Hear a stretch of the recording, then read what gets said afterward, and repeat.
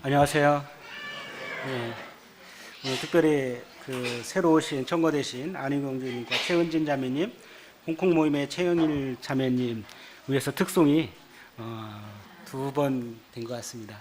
참 환영합니다. 이렇게 같이 주님을 섬길 수 있게 돼서 감사드립니다. 오늘 하나님 말씀은 시간이 많이 지났기 때문에 몇 구절씩만 보겠습니다. 출애굽기 말씀입니다. 출애굽기 1장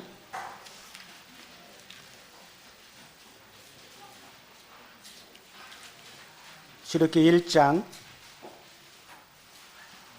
5절부터 7절까지 제가 읽겠습니다. 야곱 허리에서 나온 사람이 모두 70이요 요셉은 애굽에 있었더라. 요셉과 그의 모든 형제와 그 시대 사람은 다 죽었고 이스라엘 자손은 생육하고 불어나 번성하고 매우 강하여 온 땅에 가득하게 되었더라. 2장 넘어가겠습니다. 2장 23절에 25절 같이 읽겠습니다. 23절에 25절 시작. 여러 해 후에 애굽 왕은 죽었고 이스라엘 자손은 고된 노동으로 말미암아 탄식하여 부르짖니 그 고된 노동으로 말미암아 부르짖는 소리가 하나님께 상달된지라.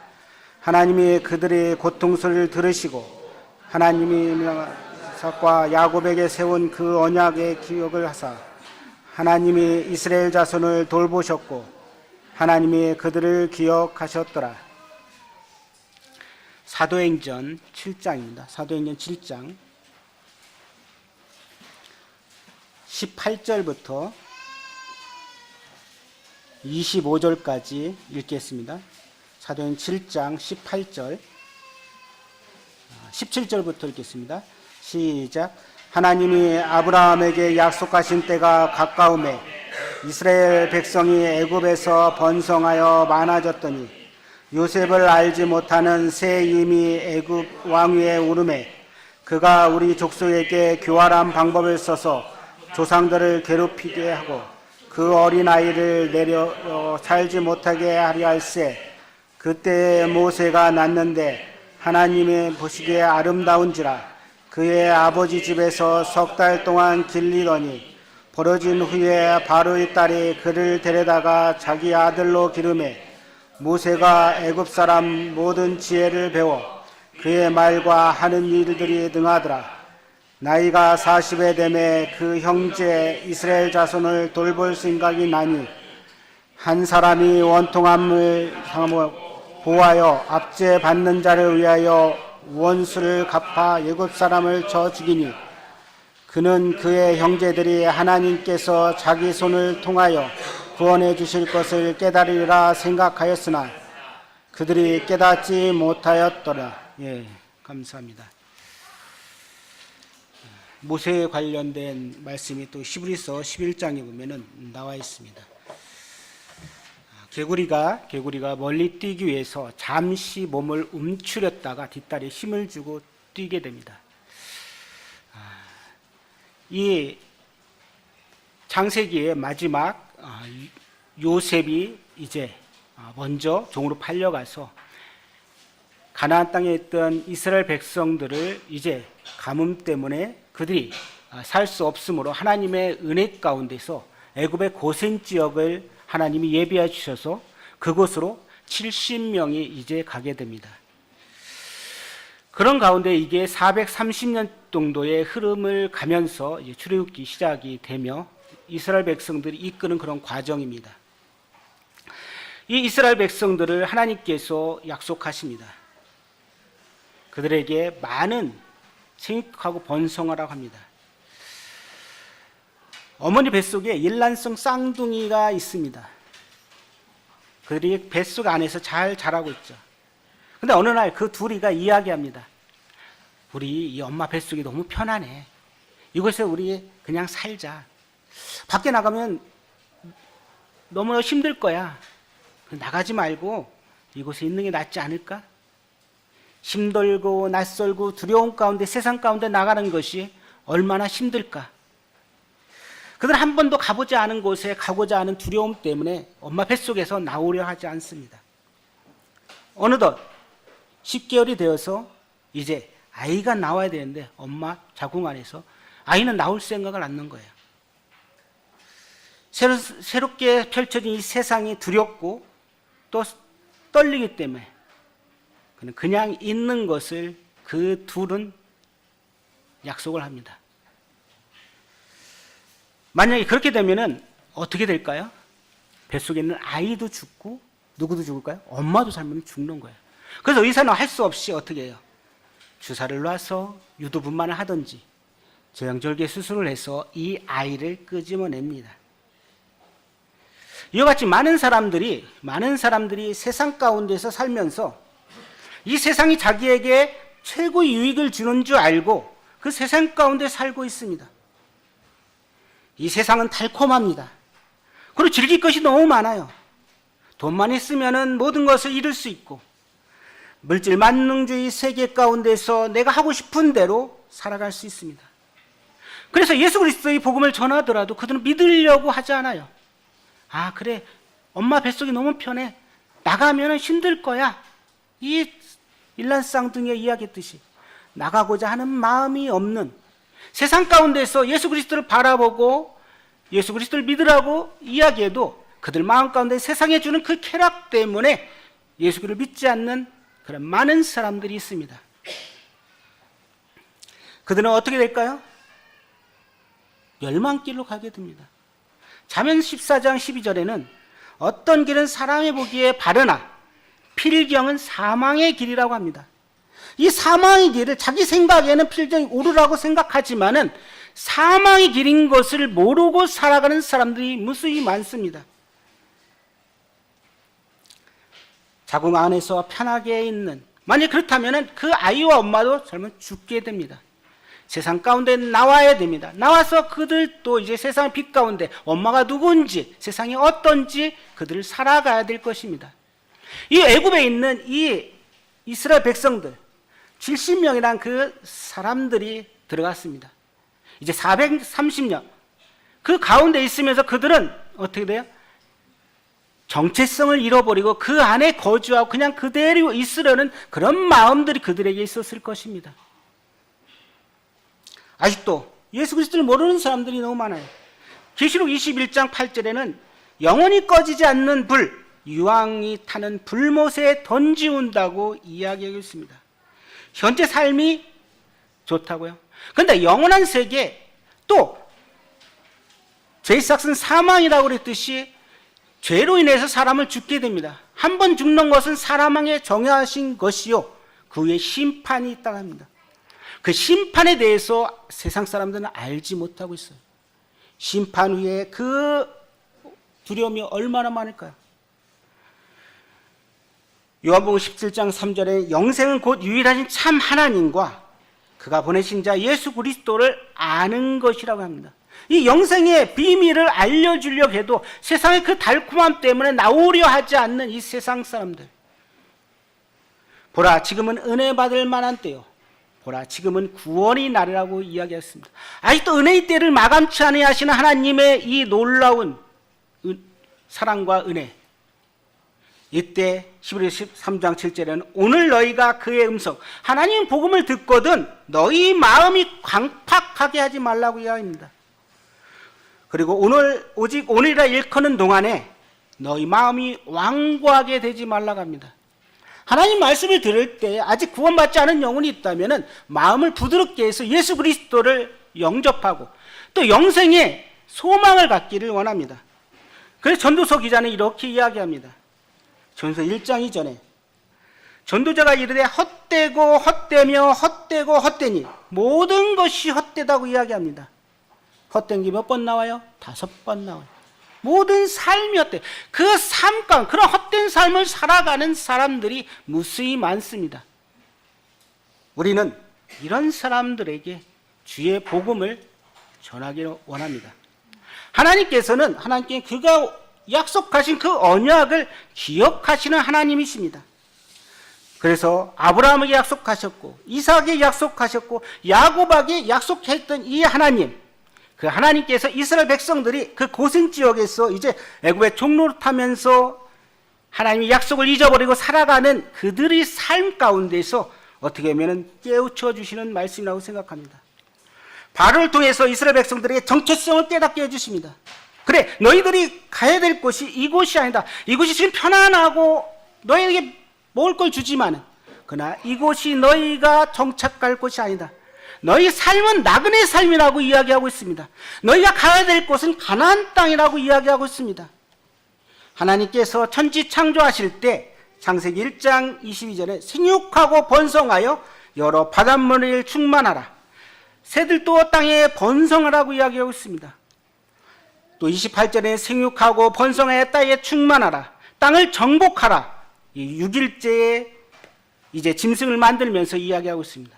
또 노아에게도 이야기합니다. 그 아들들에게 생육하고 번성하여 땅에 충만하라.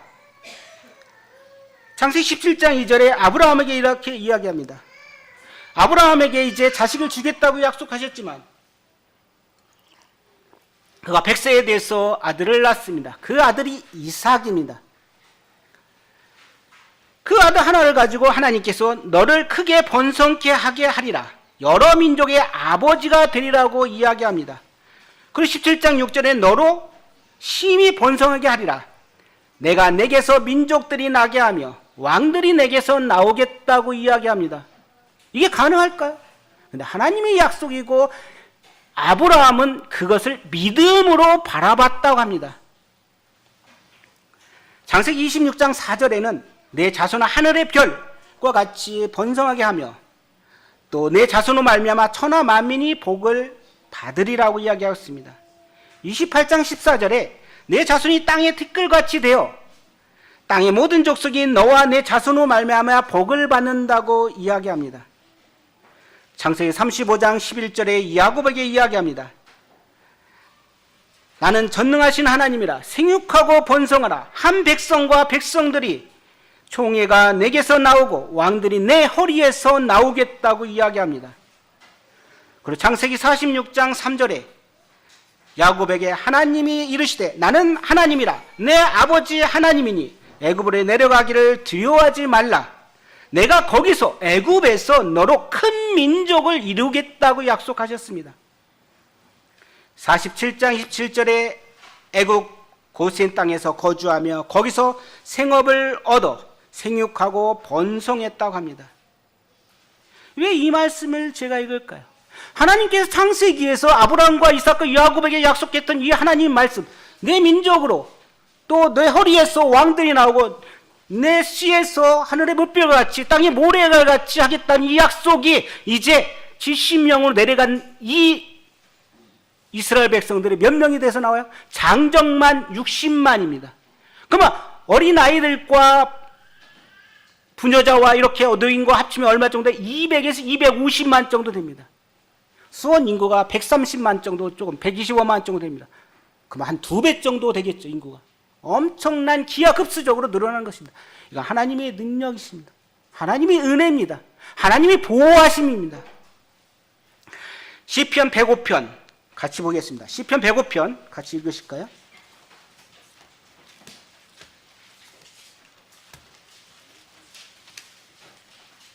시편 105편 23절 24절 25절 읽겠습니다. 다 같이 시작. 이에 이스라엘이 애굽에 들어가며 야곱이 함이 땅에 나그네가 되었도다. 여호와께서 자기 백성을 크게 번성하게 하사 그의 대적들보다 강하게 하셨으며 또 그 대적들이 마음이 변하게 하여 그의 백성을 미워하게 하시며 그의 종들에게 교활하게 행하게 하셨도다. 하나님께서 시편 기자에게도 시편 기자 이렇게 이야기합니다. 이스라엘이 애굽에 들어가며 애굽의 함의 땅에 나그네다. 함의 땅이 애굽이죠. 애굽에서 나그네된 삶을 살았다는 거야. 그곳에 정착하지 말고 너희는 나그네의 삶이다 하는 것을 일깨워주는 것을 보게 됩니다. 그리고 그곳에서 자기 백성을 크게 번성하게 하사, 누가 하신 거예요? 여호와께서. 그들 힘으로 된 게 아니에요. 여호와께서 자기 백성을 크게 번성하게 하사 그의 대적들보다 강하게 하셨습니다. 그 대적들이 마음이 변하여 그 백성들을 미워하시며 그 종들을 교활하게 행하게 했답니다. 하나님의 약속은 어떻게 더딜 수도 있습니다. 하박국 선지자는 2장 3절에 비록 더딜지라도 기다리라 지체되지 않고 반드시 응하리라고 이야기하고 있습니다. 하나님의 약속은 더딜지 모르겠지만 반드시 응하실 것입니다. 창세기에 약속했던 그 하나님 말씀이 응해지는 걸 보게 됩니다. 창세기 15장 말씀 보시겠습니다. 창세기 15장 12절 아브라함에게 이야기하십니다. 해질 때 아브라함에게 깊이 잠이 임하고 큰 흑암과 두려움이 그에게 임하더니 여호와께서 아브라함에게 이르시되 너는 반드시 알라 내 자손이 이방에서 객이 되어 그들을 섬기겠고 그들은 400년 동안 내 자손을 괴롭히리라. 그들이 섬기는 나라를 내가 징벌할지며 그 후에 내 자손이 큰 재물을 이끌고 나오리라. 그렇습니다. 아브라함에게 약속했던 이 말씀이 이제 이삭과 야곱을 지나 요셉을 지나서 이제 430년 동안에 그 같은 거대한 것들이 그 안에서 일어났습니다. 하나님께서 우리를 택하시고 우리 부르실 때 우리에게 하나님이 가지고 계신 소망과 약속이 무엇이겠습니까? 우리 안에 예수 그리스도를 우리가 만났을 때 우리의 마음은 어땠습니까? 뜨겁지 않았나요? 열정이 있지 않았나요? 하나님께서는 그것을 우리에게 이야기하십니다. 너에게도 그 같은 것을 가지고 주셨다. 내 안에서 하나님께서 내 안에 정체성을 회복하기로 합니다. 이스라엘 백성들이 430년 고센 지역에서 그곳에 그들 자신들만 먹고 종로 사면서 먹고 마시고 끝나는 것이 아니라 이제 가야 될 곳을 알고 나그네 된 삶을 알으라는 것입니다. 오늘 이 말씀을 보면서 하나님께서 우리에게 이야기하십니다. 우리가 그냥 매일 먹고 마시면서 그냥 그리스도인답게 무늬만 그리스도인같이 삶을 살으라는 게 아니라 내 안에서 주님께서 나를 구원했을 때 내 안에 가진 그 열정을 다시 한번 불러일으켜갖고 어떻게 보면 70명이나 그 사람이 250만이라는 인구가 들었듯이 나를 통해서 많은 영혼들이 구원받고 되기를 원하십니다. 하나님은 비록 더딜지라도 기다리라 지체되지 않고 반드시 이루리라고 하십니다. 내 자신 조그맣고 힘이 연약하다고? 아닙니다. 하나님께서 함께 하시고 하나님께서 역사하시면 내 안에서 그와 같은 큰 능력이 역사하실 거라고 믿습니다. 하나님의 계획은 비록 적은 숫자로 시작했지만 반드시 이루실 거라는 것을 말씀하고 계십니다. 아브라함을 부르실 때 BC 290년 야곱과 그의 가족이 가나안 땅에 애굽에 이주할 때 BC에 1875년 그리고 215년 동안 아브라함에게 70명의 자녀가 있었습니다. 그런데 이스라엘 백성이 70명의 숫자가 이제 히브리서 11장 12절에 이렇게 말씀하십니다. 죽은 자와 같은 한 사람으로 말미암아 하늘의 허다한 별과 또 해변의 무수한 모래와 같이 많은 후손이 생육할 거라고 이야기합니다. 그래서 출애굽기 12장 37절에는 60만 정도, 장정만 60만 정도 된다고 이야기합니다. 이스라엘이 BC 1876년에 애굽으로 이주해서 BC 1446년에 출애굽할 때까지 430년의 기간이 걸립니다. 그래서 야곱에게 계속 아브라함과 이삭과 야곱에게 계속 이야기합니다. 번성하고 번성하라, 생육하라. 그 생육이 중대하고 많은 민족이 내게서 나올 거다. 열왕이 내 허리에서 나올 거라고 이야기하시며 이 약속의 말씀을 성취해 나가시는 하나님, 그 신실하신 하나님을 우리가 보기를 원합니다. 우리가 신약에서 보면 오병이의 기적을 보게 됩니다. 자, 물고기 2마리와 보리떡 5개로 어린아이 가지고 있는 그것이 예수 그리스도를 통해서 제자들에게 주어서 갔을 때 그것이 어떻게 됐을까요?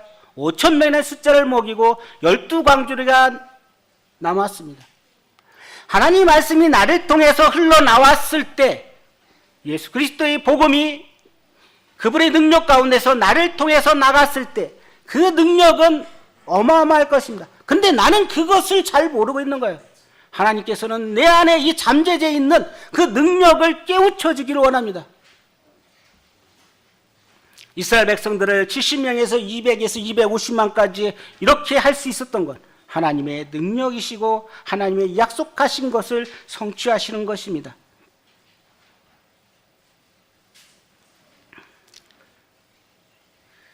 이 세상은 잠시 머무는 장소입니다. 우리 인생도 이 세상에 잠시 머무는 인생입니다. 세상 사람들은, 믿지 않는 사람들은 그것을 알지 못하고 세상이 주는 그 쾌락 가운데 살면서 그게 자기에게 최고인 줄 알고 놓지 못하고 살아가고 있는 이 세대입니다. 우리의 연수가 70이요 강건하면 80이라고 이야기했습니다.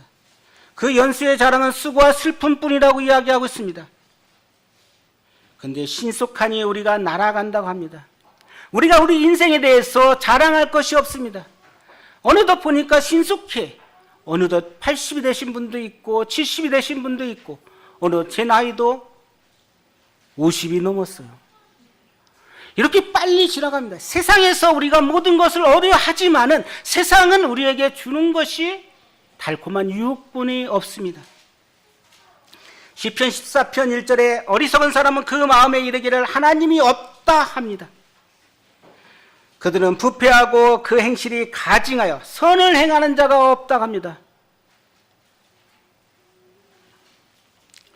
400년과 430년의 기간을 이렇게 보면 성경에 두 번 이렇게 나옵니다. 어떤 학자는 이렇게 이야기합니다. 400년은 괴롭히는 기간, 괴롭힘을 당하는 기간이라고 이야기하고 430년은 거주하는 기간이라고 이야기하고 있습니다. 그래서 갈라디아서 3장 17절에도 430년 후에 생긴 율법이 폐기하지 못한다고 이야기하고 있습니다. 430년 동안 그들이 고센 지역에 있다가 출애굽하는 그런 과정을 보게 됩니다. 두 번째로 애굽 왕이 이제 이렇게 번성한 이스라엘 백성들을 어떻게든 억압하려는 작업이 있습니다. 그런 정책을 사용하고 있어요. 이것은 애굽 왕 바로와 이스라엘과의 싸움만이 문제가 아닙니다. 이것은 사단과 하나님과의 싸움입니다. 어떻게 보면 사단과 그리스도인 가운데에서 오늘날 살아가고 있는 가운데에서 우리도 사단과의 싸움입니다. 바로왕은 학대하면 학대할수록 그리스도인들은 어떻게 해요? 이스라엘 백성들은 자꾸 번성해 갑니다. 초대교회 그리스도인들을 핍박은 핍박할수록 어떻게 되었습니까?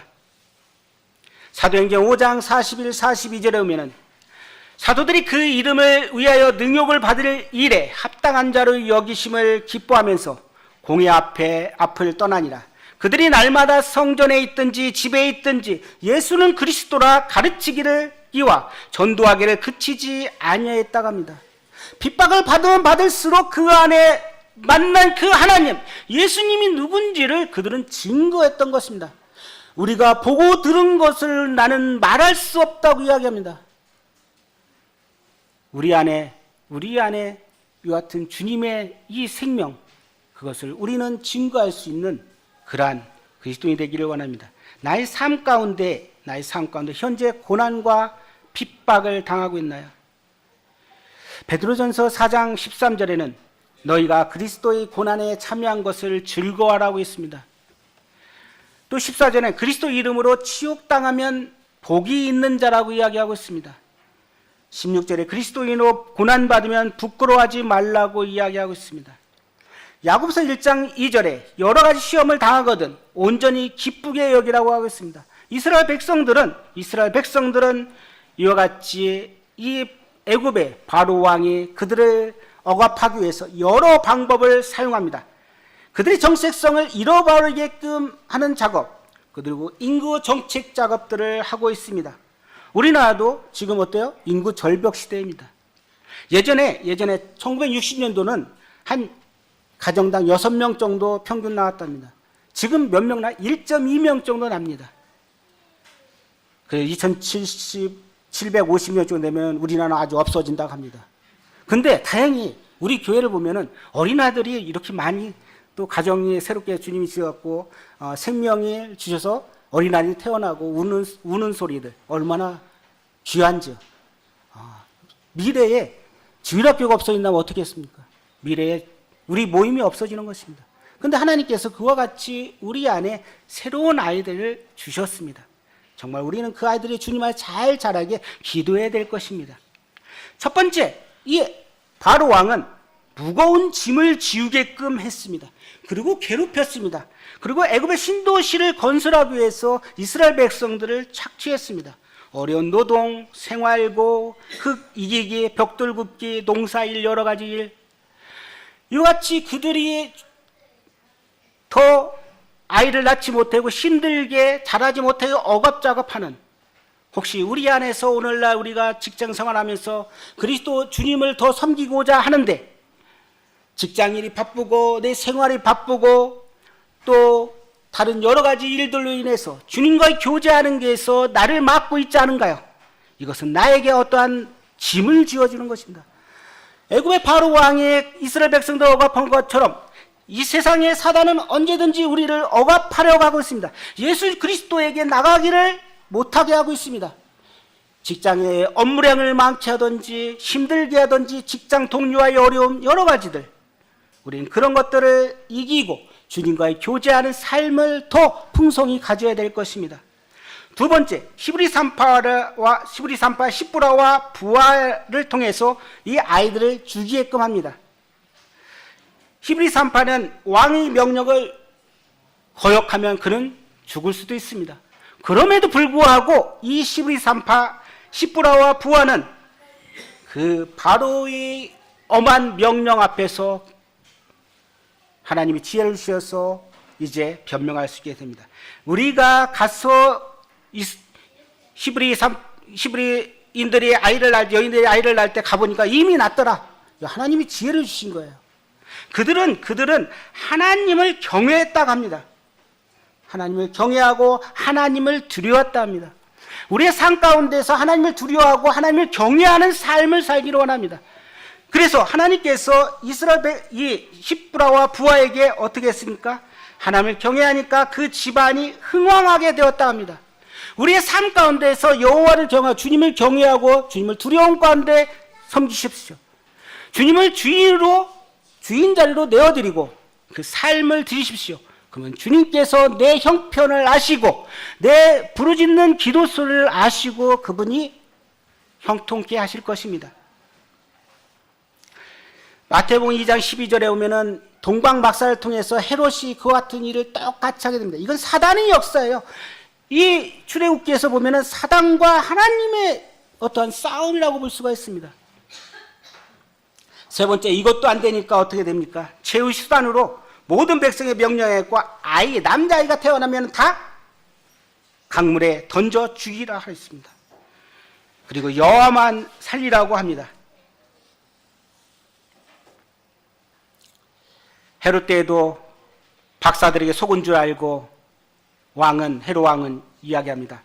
2살 아래에 있는 남자를 다 죽이라고 합니다. 바로는 어떻게 보면 사단을 상징하고 있습니다. 아니, 헤롯도 그렇죠. 번성하고 충만하고 하라는 하나님의 창조 사역을 막으려 하고 있습니다. 오늘날 똑같습니다. 한 영혼이 구원받고 주님 안에 잘 자라야 되는데 그것을 못하게끔 여러 방법으로 방해하고 있습니다. 교회 나와야 되는데 못 나오게 하고 하나님 말씀을 듣고 성장해야 되는데 그러지 못하게 하는 것들이 우리 눈에 이렇게 보이고 있습니다. 정말 안타까운 것입니다. 한 영혼이 구원받는 것이 얼마나 귀한지요. 사단은 이와 같은 일들을 방해합니다. 근데 그런 와중에 모세가 태어나요. 모세를 통해서 새로운 이스라엘 백성들에게 희망을 주시는 거예요. 이제 너희들이 가야 될 가나안 땅, 이 서막을 울리는 것입니다. 한 영혼이 구원받는 것이 매우 중요한데 사단은 그 구원받는 일을 방해합니다. 마태복음 16장 26절에 사람이 만일 온천을 얻고도 제 목숨을 잃으면 무엇이 유익하리요? 그렇습니다. 온천에 세상의 모든 것을 다 얻었지만은 제 목숨을 잃으면 무엇이 유익하겠습니까? 세상 사람들은 그것을 모르고 복음을 전해도 들으려고 하지 않고 오히려 자기 목숨을 귀하게 여기지 않고 있습니다. 누가복음 15장 4절에는 양 100마리가 있는데 그중 하나를 잃으면 99마리를 들에 두고 그 잃은 것을 찾도록 찾아다닌다고 합니다. 죄인 하나가 회개하면은 의인 99을 인하여 기뻐하는 것보다 더한다고 합니다. 하나님은 한 영혼이 구원받는 것을 기뻐하십니다. 우리 안에 한 사람, 한 성도님, 한 성도님들이 이제 한 영혼을 위해서 기도하고 그 영혼이 연말에 가서 구원받는 일이 일어난다면 이 자리는 차고 넘칠 것입니다. 우리 안에 주님께서 주신 이 새로운 열망, 열정, 영혼을 사랑하는 마음들이 더 내 안에서 샘솟기를 원합니다. 근데 사단은 항상 그것을 방해해요. 그래, 지금이 편하지. 지금 이대로 살아.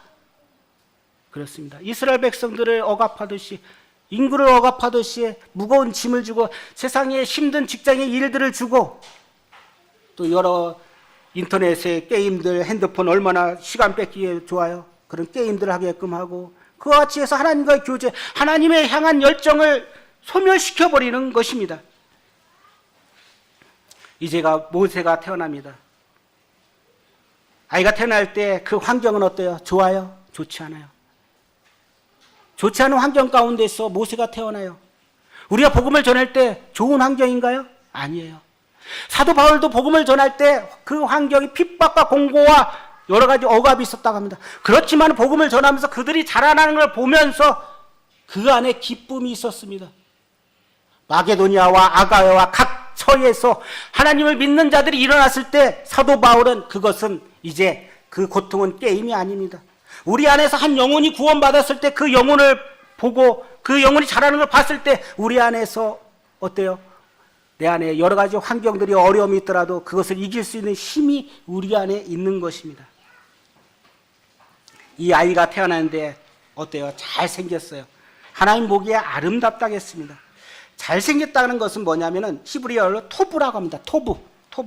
잘생겼다. 아름다운 아이. 하나님이 천지 창조하실 때도 뭐라고 했냐면 하나님 보시기에 좋았더라, 아름다웠다는 그 단어하고 동일한 단어입니다. 이 아이가 미남이라는 것보다는 오히려 하나님께서 귀한 아들로 보셨다는 것입니다. 그래서 히브리서 11장 23절에 믿음으로 모세가 났을 때 믿음이란 단어를 보게 됩니다. 우리 안에서 믿음이란 단어를 빼놓으면 우리는 넘어질 것입니다. 또한 이들에게 부모의 지혜를 주었습니다. 어떤 지혜를요? 이제 노아 방주가 기억나시죠? 방주가 영어로 아크죠. 갈대 상자도 아크입니다. 언약궤도 아크고. 근데 히브리어는 테바라고 합니다. 테바. 그것은 큰 상자로 뜨는 배, 그런 역할을 합니다. 그래서 로마서 8장 1절에는 그러므로 그리스도 안에 있는 자는 결코 정죄함이 없나니, 그리스도 안에 있을 때 정죄함이 있고 정죄함이 없고, 그리고 우리가 편안하게 주님 안에서 영원한 생명을 얻을 수 있듯이 이 방주 안에 들어가면은 누가 보호하십니까? 하나님이 보호하시는 것입니다. 이 방주는 어떤 동력이 없어요. 그렇죠? 갈대 상자에 동력이 있나요? 갈 수 있는? 방주에 동력이 없어요. 그리고 노아 방주에 키가 있나요? 방향을 조절할 수 없어요. 그렇죠? 갈대 상자도 없어요. 그냥 그대로 떠가는 것입니다. 방향을 잡을 키도 없고 안에 탄 사람은 그냥 아무것도 할 수 없어요. 하나님이 인도하신 대로, 하나님이 예비하신 대로 그대로 떠가는 것입니다.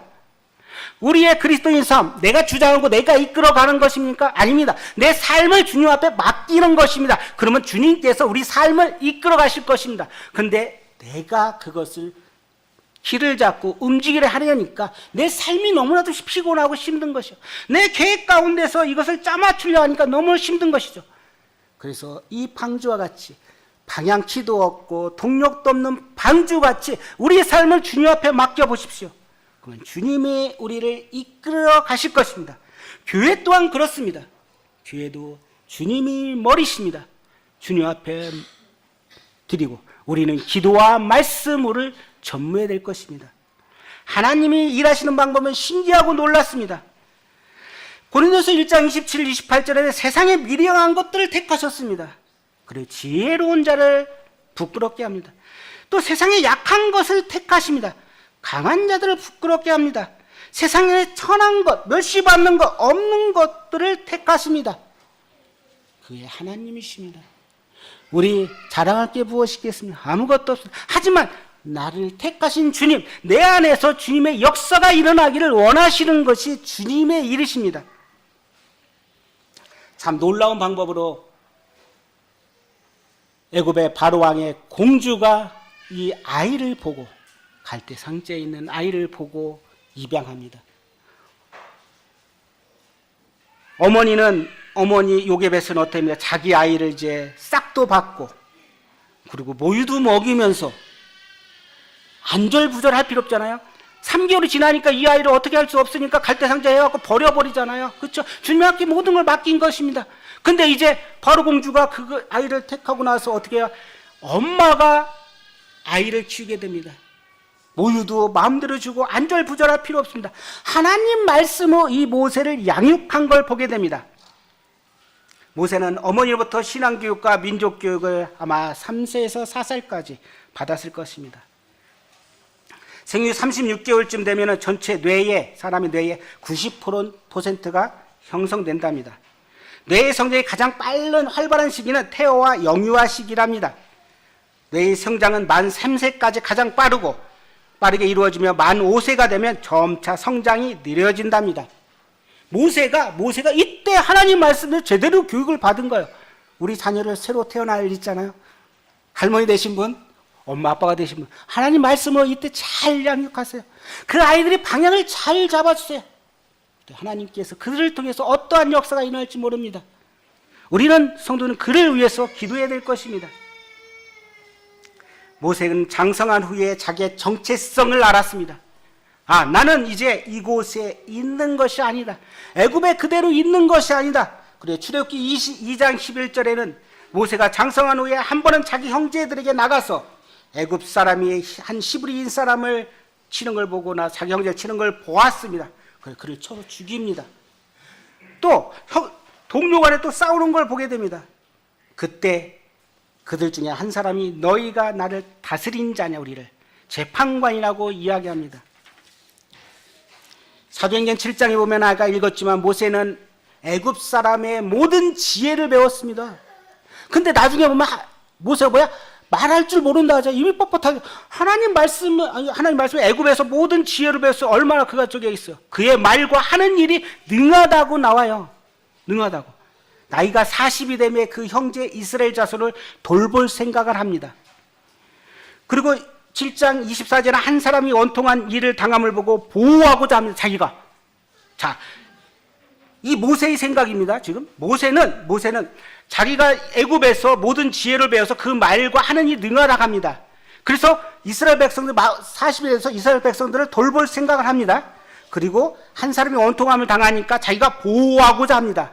그리고 25절, 그는 그의 형제들이 하나님께서 자기 손을 통하여 구원해 주실 것을 깨달았으나 그들은 깨닫지 못합니다. 그래서 모세의 잘못된 생각, 성급함, 베드로 같은 모습들을 보게 됩니다.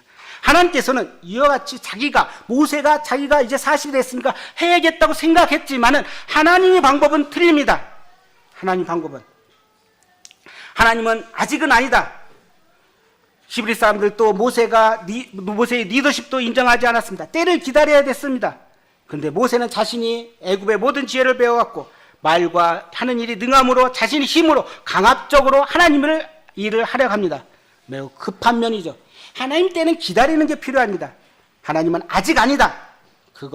그것만으로는 안 된다. 하면서 하나님은 모세를 무려 몇 년 동안 40년 동안 광야 교육을 시켜버립니다. 이 모세는 자기 생각, 자기 주장, 자기 힘으로 모든 것을 하려고 했던 것입니다. 그런데 하나님에게서는 하나님이라는 그게 아닙니다. 하나님께서는 그것을 쳐버리셨습니다. 때가 아니다. 준비돼야 된다. 그런 경고히 말씀합니다. 그는 그래서 어떻게 합니까? 가서 양치는 일을 합니다. 이사야서 55장 8절에 여호와의 말씀이 내 생각은 너희 생각과 다르며 내 길은 너희 길과 달라서 그렇습니다. 사람 생각은 필경 다르다고 생각합니다. 많은 사람들이. 그러나 그건 사망의 길입니다. 하나님의 생각과 우리 생각이 다릅니다. 우리는 하나님의 생각에 맞춰야 될 것입니다. 허드슨 테일러는 이런 이야기를 했습니다. 성결되고 헌신적이고 전심전력하는 자라도, 그러니까 성결되고 헌신적이고 전심전력하는 자라도 훈련되지 않으면 거의 가치가 없다고 합니다. 하나님 말씀 안에서 하나님이 광야 교회 같이 훈련이 돼야 되는 것입니다. 자기가 어떤 부분에서 성결하고 헌신적이고 전심전력한다 할지라 하나님 말씀에 납작 엎드리지 않고 하나님 음성을 듣지 않는다면은 안 될 것입니다. 우리의 삶이 그렇습니다. 우리의 삶을 한번 주님 앞에 납작 엎드려 주님의 음성을 듣기를 원합니다. 주님의 그 음성을 들려주실 것입니다. 우리는 이 약속의 말씀을 붙잡고 나아가야 될 것입니다. 주님은 나의 삶에서 삶이 원석이냐 보석이냐고 이야기했습니다. 많은 원석들이 있지만은 보석이 되지 않으면 사용할 가치가 없는 것입니다. 우리는 원석이었었습니다. 하나님 말씀으로 말미암아 우리는 보석같이 다듬어져야 될 것입니다. 그래서 모세는 히브리 11장 25절 잠시 죄악의 낙을 누리는 것보다 더 하나님이 종들과 있는 걸 좋아했습니다. 욥도 하나님 원망하지 않고 하나님의 주권을 인정했습니다. 사도들도 고난당하는 것을 기뻐했습니다. 스테반은 원수들이 죄를 용서하고 기도했고 스테반의 하나님의 미랄로 인해서 누가 구원받죠? 사도 바울이 구원받습니다. 바울은 현재 고난이 장차 나타날 영광과 비교할 수 없다고 합니다. 요세푸스는 모세에 대해서 이렇게 이야기하고 있습니다. 모세는 이집트 왕자로서 바로 왕에 이어서 왕위에 오를 수 있는 위치였고 그가 히브리인이라고 하는 것을 숨기고 권력을 추구했다면 왕이 될 수 있었을 것입니다. 그러나 그는 그것을 거절했다고 합니다. 이게 얼마나 힘들까요? 우리의 욕심, 세상적인 욕심에는 그것을 어때요? 잡으려 할 것입니다. 근데 모세는 달랐습니다. 모세는. 그래서 그를 하나님이 온유한 자라고 이제 다루십니다.